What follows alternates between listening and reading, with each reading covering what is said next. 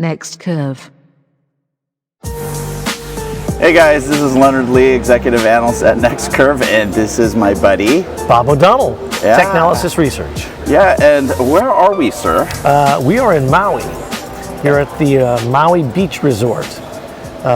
Is that in Wailea? I don't think you got that right. Is it? Okay. I think it is. It is. Yeah. Okay. Yeah, it's a Marriott, but it's called the Maui Beach Resort. Okay. All right. I'll take his word for it. But yes, we're here for Qualcomm's Snapdragon Summit, and so yeah, I'm here with my buddy Bob O'Donnell, and I wanted to get your impression. What were your impressions for today? I mean, we had like a really packed morning of all kinds of big technical data dump today. Yeah. I mean, look, a couple of things that are interesting. I've been coming to these Qualcomm events for years.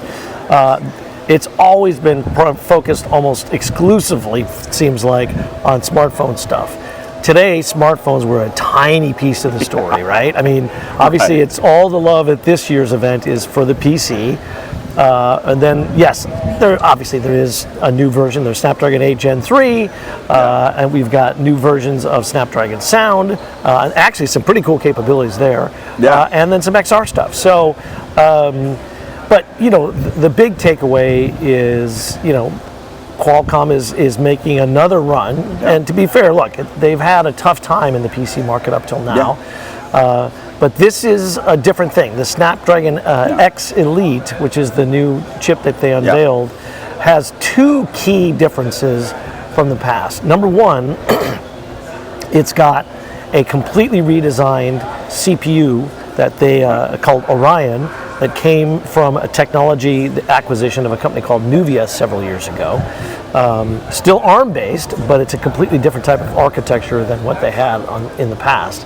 And then the other thing, of course, is they have their Hexagon DSP, which they've had before, or they call the NPU now, but it's significantly enhanced. Yeah. The net is you've got a device that's got CPU performance that they were claiming was 2x better than Intel and Apple in certain situations. I mean, look, your mileage may vary on benchmark stuff, but it Context matters. Impressive enough to make people go, wow. And also, or the equivalent power, or excuse me, equivalent performance at significantly less power. Right. So both of those are pretty compelling options. So there's that, and then there's the NPU story, where they're talking about having 45 TOPS of performance. Now, TOPS is a very questionable metric that a lot of people say this doesn't mean much, but unfortunately, it's what the industry has fallen back to.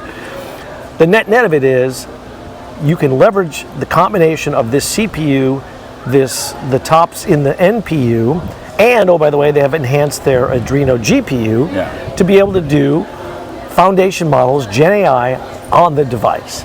Now, 6 months ago, everybody said at some point we are going to have to do this, but it's going to be a while. And here we are 6 months later, and it's actually real. People are doing it, and that is actually pretty amazing. Now, there's still a lot of work to be done. Still a lot of challenges, you know, and in the case of Qualcomm, they still have to overcome the concern that people have of, you know, ARM on Windows. Windows on ARM stuff and application support has been limited. This, I think, will start to change the equation. Of course, now there's also rumors that NVIDIA may do an ARM-based CPU for PCs, so adds yet more credibility to the ARM story.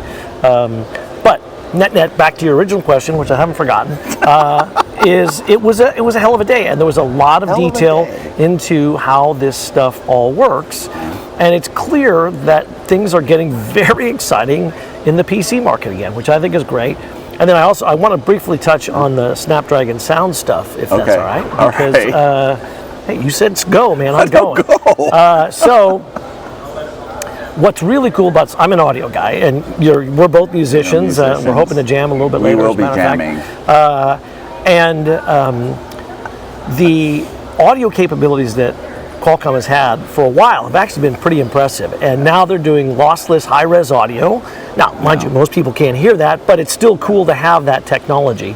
But the more important thing in my mind is this new X-Pan thing that they talked about, where you can literally leverage and automatically and seamlessly switch between Bluetooth and Wi-Fi on a single set of earbuds or headphones across devices, meaning you can get up and walk away from your phone or your PC.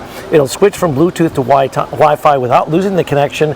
If you're on a Zoom call on your PC but you get a phone call, it'll switch over to the phone quickly. I mean, it's so cool. It's just one of these things you're just like, oh, why haven't we had this before? So that to me was really cool. So I think that's awesome. Yeah. You know what? I feel like you're like the main rapper in one of those rap tunes, and I'm like Little John, just going, what? What? You know? I don't know what to say, man. But you know what? Hey, look, you just made my job really easy. I mean, that's exactly what I was thinking. Yeah, sure. Right? Yeah. No, I mean, it was. I mean, what did you think? Pretty much what you just said. I mean, geez. Well, you know, I think they're really packing in a lot of AI compute into the Elite X. Yeah. And so I think we still need to see X Elite, or X. I know, it's right. Elite. Just Okay. gotta make sure it's right. Elite X. Okay, you're right. Branding is important. And so, you know, the question is, what are the applications that are really going to take advantage of this? I mean, there's a lot of talk about Gen AI. They're loading up like entire foundation models and, you know, the data to go with it, right? And so, but is that really what all this compute is going to practically be used for? I think that those are the questions I still have. But bottom line, there is a lot, like you said, 45 tops, right?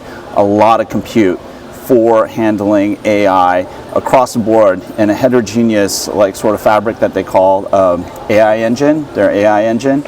And so, yeah, we'll see. But I mean, there's no doubt. They're definitely, if this thing flies, they are going to definitely change the PC game. Yeah, right. Absolutely. PC game, and we'll see. But there's a lot of excitement here, quite honestly. And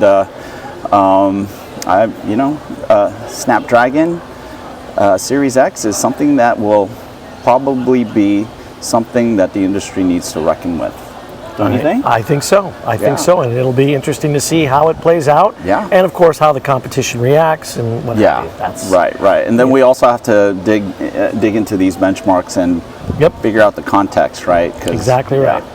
But you know, I think just face value, it looks like they've done a pretty amazing engineering job, and like you said, the Nuvia team that they acquired back in 2021, you know, they're known for Apple Silicon, so they know something about this stuff. Yep, indeed. Right? Yep, indeed. So hey, Bob, thanks for jumping on. You know, sure. I'm glad we had a chance to do a recap here and look at that beautiful scenery here. You know, and yes, we will be jamming later on. It's a guaranteed, right, Bob? Absolutely. Don't laugh, but.